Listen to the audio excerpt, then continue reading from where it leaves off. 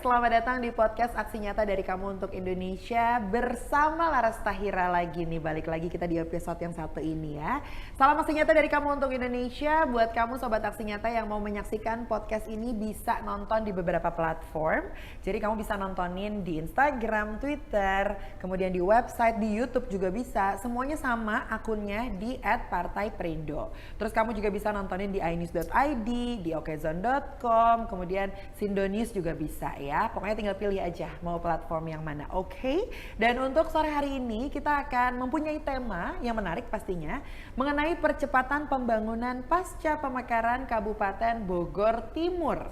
Dan untuk membahas topik tersebut kita sudah kehadiran bintang tamu spesial. Beliau ini adalah Bacalek DPRD Kabupaten Bogor Dapil 2 Partai Perindo, ada Bang Oki Setiawan. Selamat sore Bang Oki. Selamat sore. Gimana kabarnya Bang Oki? Alhamdulillah sehat. Alhamdulillah ya. Jadi sebelum kita ngobrol-ngobrol lebih dalam lagi tentang topik kita, mungkin boleh kenalan dulu Bang Oki biar penonton Sobat Aksi Nyata kita ini lebih mengenal Bang Oki lagi. Silahkan. Halo, selamat apa? Sore, malam, pagi, sore. kapan aja nontonnya ya kalau Oke. podcast. Selamat sore, malam, pagi atau apapun waktunya bagi rekan-rekan kalian. Perkenalkan saya Oki Setiawan, caleg Perindo dari Dapil 2 Kabupaten Bogor. Insya Allah akan 2024 akan meramaikan kontestasi politik di tahun 2024 nanti. Oke, tapi kalau Bang Oki sendiri, kalau kita tarik lagi ke belakang nih, mungkin dulu pas zaman kuliah nih, kuliahnya jurusan apa, terus sampai kok bisa tertarik ke dunia politik gitu, kan pasti banyak nih millennials yang sekarang pengen masuk ke dunia politik tapi maju mundur gitu. Oh iya, kalau kita lebih tepatnya ke komputer dan jaringan sih dulu. Tiba-tiba ke politik, ini gimana ceritanya ini? Jadi memang backgroundnya walaupun jurusannya seperti itu, tapi background kita pengusaha sebenarnya. Oke. Dari kita ini. Jadi dari usaha itu kan pengusaha, kita kenal sama rekan-rekan sama pengusaha. Ternyata banyak kendala-kendala yang mereka alami. Ya termasuk soal perizinan dan permodalan segala macam. Disitulah. Dan kita lihat Perindo ini semangatnya kan semangat untuk mengembangkan UMKM. Betul. Ekonomi masyarakat. Nah itu yang saya sukanya di situ. Makanya pilihnya Perindo. Iya. Karena relate dengan UMKM gitu ya. Jadi itulah alasannya kenapa masuk politik, karena tidak bisa dipungkiri juga ya sekarang apa-apa ya memang berhubungan dengan politik. Jadi kenapa enggak kita join di dalamnya gitu ya Bang Oki kira-kira ya? Politik itu tiap hari pasti kita politik Tiap hari kita politik. Wah ini menarik politik nih. Dagang, politik yang lainnya itu masih ada. Tanpa kita sadari. Kalau saya hosting politik nggak nih kira-kira nih Bang Oki? Tergantung. Tergantung arahnya mau kemana gitu. Iya. Tapi berarti selain sekarang sibuk di Perindo, ternyata Bang Oki entrepreneur juga pengusaha, gitu ya, pengusaha juga. Kalau boleh tahu usaha di bidang apa Pak Bang Oki? Ada 3 bidang usaha yang kita tekuni, dari kuliner, jasa konstruksi, sama pembuatan produk sejenis kayak sabun lah. Oh gitu. Kuliner kalau nggak salah Bang Oki juga bawa banyak ya produknya ya? Banyak. Saya pikir dibawa ke sini. Cuman waktu itu Bang Oki boleh cerita nggak sejak kapan sih menjadi pengusaha gitu? Dan kenapa pengen menjadi pengusaha pada saat itu? Dimulai dari 2019, dari almarhum bapak saya. 2003 beliau udah mulai, saya teruskan ini 2013 lebih tepatnya. 10 tahun kemudian? Udah 2013, karena kan kita ya namanya anak muda waktu itu masih suka main-main lah, belum serius. Tapi setelah kita ditafsirkan harus meneruskan usaha, kita teruskan. Alhamdulillah dari satu perkembangan bidang usaha di dunia kuliner berkembang, bikin lagi perusahaan untuk konstruksi, bikin lagi untuk produk sabun. Dan ada keunikan sendiri di setiap perusahaan kita. Oh gitu, contohnya? Contohnya kayak kita kan bikin sabun nih ya. Mungkin orang ngiranya kita bikin sabun, packing, jual. Iya, bukannya kayak gitu ya? Enggak sekedar itu. Jadi kita bikin sabun, tapi yang jual bukan kita. Oh, jadi ada reseller? Ada reseller, tapi reseller itu yang punya anggota masyarakat yang packing sendiri. Jadi kita bikin hasil, kita hanya jual dari drum saja. Jadi kalau kain semacam konveksinya aja. Iya. Oh gitu. Wah itu lebih menguntungkan harusnya ya. Gitu. Berarti kalau aku mau jualan sabun, aku bisa ngambil dari Bang Oki gitu. Boleh, oh gitu. Boleh. Wah seru juga. Nanti kita ngobrol lagi deh Bang. Itu kayaknya seru juga nih, cuan-cuan juga ya, Sobat Aksi Nyata. Nah tapi oke, berarti sibuknya itu ya, usaha. Kemudian sekarang ya pastilah aktif di Perindo karena 2024 nih kontestasi lah ya gitu, pasti akan sibuk juga. Tapi nanti seandainya terpilih nih Bang Oki, sebetulnya apa sih yang pengen perjuangkan gitu, terutama dari Kabupaten Bogor Timur ini? Ya intinya diperjuangkan dari masalah masyarakat sih, yang terutama ada 3 faktor masyarakat itu kan. Yang jelas keterlambatan pembangunan infrastruktur itu yang satu. Yang kedua infrastruktur soal pendidikan. Nah, yang ketiga ketersediaan fasilitas kesehatan. Masih 3 faktor itu yang belum ada di Bogor Timur lah, boleh dibilang gitu. Mungkin kita bisa bahas satu-satu tuh. Keterlambatan pembangunan infrastruktur. Kalau ditilik-tilik lagi gitu ya, dicari tahu lagi penyebabnya tuh kira-kira gara-garanya apa sih? Ya semua udah rahasia umum lah. Infrastruktur itu nggak bisa dibangun kalau tidak adanya anggaran. Dana itu kan anggaran itu. Mungkin ada anggarannya. Kemana anggarannya? Nah kita nggak tahu kan gitu. Tapi mungkin porsinya antara pendapatan sama pengeluaran lebih besar pengeluarannya, seperti itu sih yang saya dengar. Karena luasnya wilayah Kabupaten Bogor sendiri dengan PAD yang ada tidak mencukupi kalau untuk disebar di semua wilayah. Maka dari itu kita mengusulkan untuk Bogor Timur ini segera untuk jadi kabupaten sendiri. Apa kurang transparansinya? Enggak juga. Saya nggak berani sih kalau gitu ya. Nah, saya cuma nanya aja, siapa tahu gitu Bang Oki mau buka-bukaan gitu. Oke, kalau infrastruktur seperti tadi Bang Oki bilang ini sudah jadi rahasia umum. Tapi kalau kita berbicara soal pendidikannya sendiri ya Bang Oki, karena kan beberapa kali Laras juga sempat ketemu ya sama bacalek dari Kabupaten Bogor gitu, dan membahas tentang putus sekolahnya anak-anak di sana yang memang mencapai angka 60% gitu ya. Dan ada beberapa faktor yang memang menyebabkan akhirnya sampai putus sekolah itu terjadi. Di antaranya ada karena faktor zonasi. Kemudian infrastruktur juga ternyata termasuk gitu ya. Dan itu kalau nggak salah Laras ngobrol sekitar sebulan atau 2 bulanan yang lalu. Sekarang perkembangannya seperti apa? Alhamdulillah kemarin kita dapat info terbaru dari Dinas Pendidikan, ada pembukaan SMA Negeri 3 Jonggol. Tapi pembukaan dalam sifat PDB. Walaupun gedungnya belum ada, tapi kita sudah dibuka dengan 2 rombongan belajar. Jadi mungkin ada 2 kelas mungkin ya, untuk permulaan menampung zonasi yang tidak tertampung di SMA Negeri 2. Nah, jadi tapi tetap nanti nginduknya belajar di SMK Negeri 1. Gitu. Jadi pendaftarannya aja. Kalau untuk masyarakat ketersediaan lahan sudah disiapkan.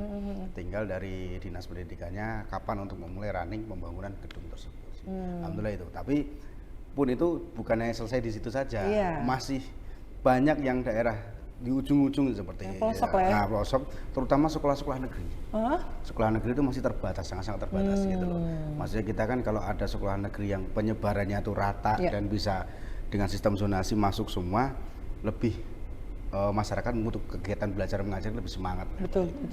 Karena kan kalau kita bandingkan dengan wilayah-wilayah lain, mungkin DKI Jakarta atau Bogor kota atau udah segala macam, setiap wilayah itu sudah bisa menampung antara negeri swasta, bisa berdampingan. Betul. Bisa depan-depanan gitu ya. Mungkin tingkat keikutsertaan peserta itu mau di negeri atau dia di swasta. Kalau kita boro-boro negeri, swasta aja kadang nggak dapat. Gitu, karena daya tampungnya. Otomatis mereka mau nggak mau harus keluar daerah. Kadang-kadang ada yang menyeberang ke kabupaten lain, kayak di ujung itu di daerah Tanjung Sari, Pasir Tanjung, dia lebih dekat ke Cianjur. Akhirnya keluar kota. Ke Cianjur, keluar kabupaten malah. Kabupaten. Kayak di daerah Cariu sebelah utara yang Bojongmangu atau daerah Babakan Radeng itu nyebrang ke Karawang, Loji Karawang. Ataupun daerah di sekitaran Jonggol nih, mereka lebih baik nyebrang ke Kabupaten Bekasi, ke daerah Cibarusah, Cikarang gitu. Nah kalau ke Cibinong jauh. Lebih jauh lagi. Lebih jauh lagi. Itu yang harus kita perhatikan. Jadi jangan sampai ada crossing wilayah dan segala macam. Ya paling kalau ujung-ujungnya kalau yang sudah ada dana atau kemampuan orang tua yang cukup ya paling swasta. Tapi kalau untuk ngejar negeri ya bisa gitu. Dan mostly emang permasalahannya di biaya ya. Makanya mau nggak mau mereka harusnya masuknya ke sekolah negeri gitu. Agak lebih ringan kalau negeri. Agak lebih ringan, betul. Karena ada bantuan pemerintah dan yang lain-lainnya juga. Tidak memberatkan lah gitu ya Bang Oki ya. Kemarin juga saya sempat baca berita tuh ada satu sekolahan di salah satu daerah di Jawa Tengah atau Jawa Timur yang ketika pembukaan siswa baru nggak ada siswa sama sekali. Sebetulnya ada 2 siswa mendaftar, tapi kan kuotanya nggak cukup. Akhirnya nggak ada siswa sama sekali. Nah itu kan perlunya data BPS lah atau data dispen dari Dinas Pendidikan itu harus yang akurat. Mungkin ada satu wilayah yang terlalu banyak sekolahnya, muridnya tidak ada. Tapi kalau di wilayah kita nih muridnya banyak, sekolahnya yang nggak ada. Aduh, Itu yang itu. terutama sekolah negeri, Pak. Sekolah negeri ya? Sekolah negeri kan gitu. Kalau swasta kita nggak bisa gitu. Iya. Andai bisa dipindah itu yang di Jawa ke Ya kalau boleh. nggak Kabupaten apa-apa. Bogor ya? Mungkin ada kontak kita telepon pindah ke sini kan begitu. Iya lumayan juga tuh. Iya. Tapi kalau berbicara tentang pemekaran Kabupaten Bogor Timur, Ya. ini apakah memang sudah sesuai dengan kebutuhan masyarakatnya itu sendiri, Bang Oki? Kebutuhan masyarakat memang sudah sesuai. Oke. Dan untuk tingkat keharusan tanda petik ya, memang sudah harus karena kita kan potensi-potensi daerah di Bogor Timur sebenarnya dihitung secara angka itu sudah cukup untuk kita jadi kabupaten sendiri. Jadi kita berharap dan kita mendorong Bogor Timur itu terbentuk itu bukan hanya omong kosong saja sebenarnya, karena kita sudah berhitung juga dari PAD-nya berapa, potensi yang bisa dikembangkan dari sisi ekonomi dan segala macam, kita bisa kembang. Bahkan sampai ketersediaan lahan pun kita sudah siap untuk plottingan itu. Tinggal dari pusat Kemendagri kapan mau dieksekusi. Karena ini kan bolanya sudah dinyampe di Kemendagri, bukan di provinsi lagi. Provinsi kemarin Pak RK udah setuju, tinggal ke Kemendagrinya. Katakan kontrak kapan kita mau mandiri. Yang jelas kan kita harus mempersiapkan kita di tiga infrastruktur dari pendidikan sama ketersediaan tunjangan kesehatan. Kan jujur kita di Bogor Timur baru ada 1 RSUD. Oh gitu. Ada RSUD. Paling kita bisa mengembangkan yang tercepat puskesmas terdekat. Ya, kita coba untuk perbaiki. Alhamdulillah kemarin juga puskesmas Jonggol itu udah mulai ada rehab lah untuk menampung lebih banyak pasien. Seperti itu. Gitu. Nah, tapi untuk tingkat kesejahteraan masyarakatnya itu sendiri ya. Sekarang update-nya seperti apa? Dan first step-nya yang pertama kali harus dilakukan untuk bisa mengembangkan kesejahteraan masyarakat di Kabupaten Bogor Timur itu apa aja sih, Bang Oki? Targetnya utamanya ya. Kalau kita sih kan ada 3 potensi ya yang saya bilang. Dari potensi pariwisata kita ada di Bogor Timur. Dari potensi industri ada, daerah Gunung Putri, Cilengsi dan sekitarnya. Dari potensi pertanian kita ada. Jadi 3 potensi kita fokus di situ. Misalkan daerah Tanjung Sari. Kalau kita programan untuk industri nggak masuk karena Tanjung Sari masih banyak sawah, masih banyak hasil bumi yang biasanya masyarakat coba untuk jual ke kota. Kayak misalkan di Tanjung Sari itu kan ada petani daun pepaya, daun pisang. Jadi daun pisang batu itu mereka packing, mereka jual ke Jakarta. Dan itu jadi salah satu prima dona pisang batu itu untuk bungkus lontong dan segala macam. Itu kan potensi dari pertanian. Daerah Sukamakmur misalkan, kan daerah berbukitan ya di sana. Kita boleh bilang terkenal sih puncak 2 lah kalau itu. Kalau sana puncak 1 ini puncak 2. Potensi pariwisata di situ banyak curug, banyak landscape yang kita bisa kembangkan. Ada juga gunung batu di sana. Jadi ada sejenis kayak bukit yang memang ada sejarahnya dan itu pemandangan cukup bagus gitu. Nah, kalau untuk bicara industri boleh kita geser ke arah kota nih, Cilengsi, Gunung Putri dan sekitarnya Mana Herang. Situ ada pabrik-pabrik yang multinasional, ada juga pabrik-pabrik lokal yang bisa menyerap tenaga kerja di situ. Nah, dari hitung-hitungan 3 infrastruktur sebenarnya kan kita sudah mampu. Tinggal administratif dari ketersediaan untuk sekolah, rumah sakit dan itunya. Kalau masyarakat kalau misalkan di Sukamakmur mereka punya lahan yang misalkan kayak kemarin ada yang viral di TikTok kan pemandangannya bagus, mereka bisa sewakan, bisa staycation atau vacation dan segala macam. Kalau Tanjung Sari ketika kita ada perkembangan untuk pertanian, kita bisa bantu untuk menjual produknya, pupuk dan segala macam. Jadi tiga itu udah jadi kunci Kabupaten Bogor udah siap. Iya betul sih kalau dilihat dari 3 potensinya ini potensi utama banget ya kan, kalau ada di Kabupaten Bogor Timur ini. Tapi untuk SDM-nya mendukung semua, Bang Oki? Insya Allah. Ya kita bimbing lah. Kita sebagai pemimpin kan dibentuk untuk itu. Percuma kalau SDM-nya bagus tapi pemimpinnya kurang bagus. Makanya kita coba untuk menawarkan diri lah bahasa gitu ya untuk menjadi anggota dewan di daerah Dapil 2 gitu. Tapi sejauh ini pendampingannya seperti apa untuk para SDM ini? Kita terjun ke masyarakat, kita bukan nanya bukan kita ngomong bukan siapa kita untuk mereka, bukan. Tapi kita tanya masalahnya apa? Apa yang kita bisa bantu. Jadi kita balik. Ketika ada masalah pertanian, Pak tidak ada ketersediaan pupuk, kita coba. Ketika mentok di pupuk kimia, kita ada alternatif pupuk organik. Nah begitu. Jadi komunikasinya itu dua arah ya? Iya, dua arah. Kalau saya cuma menawarkan program, belum tentu masyarakat terima. Setuju. Kita balik, jadi kita nanya ke masyarakat masalahnya apa, kita coba untuk bantu. Iya, gitu. iya, iya. Dan sekarang kan sudah 5.0 ya istilahnya ya. Ya, Semua benar. orang tuh diwajibkan harus bisa mengikuti perkembangan zaman, teknologi dan sebagainya Ya. macamnya gitu. Dan termasuk dengan pendampingan tersebut gitu. Ya, benar. Apalagi dengan adanya teknologi AI dan segala Iya. macamnya. Kira-kira kalau menurut Bang Oki untuk penerapan teknologi seperti itu terhadap SDM di Kabupaten Bogor Timur ini bisa disesuaikan atau agak PR nih kayaknya? Agak PR dari infrastrukturnya lagi. Oh, balik lagi ternyata. Mungkin setiap orang bisa punya handphone ya, tapi dari sinyal itu kadang terbatas. Oh, Kita di daerah perkotaan bisa bicara sinyalnya bagus, tapi di daerah gunung belum tentu. Karena mereka ada keterbatasan karena medan kan, gitu. Mungkin bisa lebih dikembangkan. Gitu. Sebenarnya juga kemarin sudah ada yang masuk provider swasta, tapi masih sifatnya masih lokal sih ya, masih lokal. Ya belum bisa juga menjangkau yang terpencil, tapi udah ada lah walaupun swasta kan gitu. Iya ya nggak apa-apa lah, terus ada sinyalnya gitu tertangkap di Kan situ. sekarang juga lagi progres nih, tapi belum masuk ke daerah yang dari BUMN ada, kayak Iconnet. Nah itu kan dari BUMN, dari PLN. Oh, ya. Nah itu kan mereka menggunakan jaringan listrik mereka. Ya saya harap sih bisa lebih dipercepat, jadi internet untuk masuk desa itu lebih cepat kan begitu. Oke, ternyata balik lagi soal infrastruktur ya kan. Ya gitu. Tapi mungkin itu salah satu yang mau diperjuangkan sama Bang Oki juga ya nanti ya, supaya pengembangan dari para SDM dan juga semua potensi-potensi yang sudah diceritakan sama Bang Oki juga bisa lebih pesat lagi gitu nanti di Kabupaten Bogor Timur ya. Tapi buat Sobat Aksi Nyata, biar tahu gitu ya. Tadi kan Bang Oki sempat mention tentang pariwisata, ya kan. Apa aja emang kita bisa jalan-jalan kemana nih kalau ke Bogor Timur gitu? Bogor Timur tuh meliputi daerah mana aja sih? Bogor Timur itu meliputi 7 kecamatan. Dari mulai Gunung Putri, Cilengsi, Jonggol, Cariu, Tanjung Sari, Sukamakmur, Kelapa Nunggal. Aku pernah ke Cilengsi aja. Cilengsi masih kota. Coba kalau ke Tanjung Sari atau Sukamakmur. Iya kayak yang banyak hutan, sawah gitu kan. Ya, untuk sobat-sobat ya, sobat podcast ini kan kalian kan punya biasanya main IG, main TikTok. Cobalah misalnya kalian datang ke lokasi yang jarang orang datang. Gak apa-apa, aku upload di Instagram dan segala macam. Hidden gem seperti itu. Biar kita yang orang luar yang belum tahu bisa tahu kan itu. Syukur-syukur kita dimention dari pemerintah daerah atau pemerintah desanya di mention di situ biar kita tahu ketika ada warga dari luar atau masyarakat dari luar ingin datang ke situ hubunginya kemana. Jadi biar nggak kesasar. Namanya hidden gem kan belum banyak info kan begitu.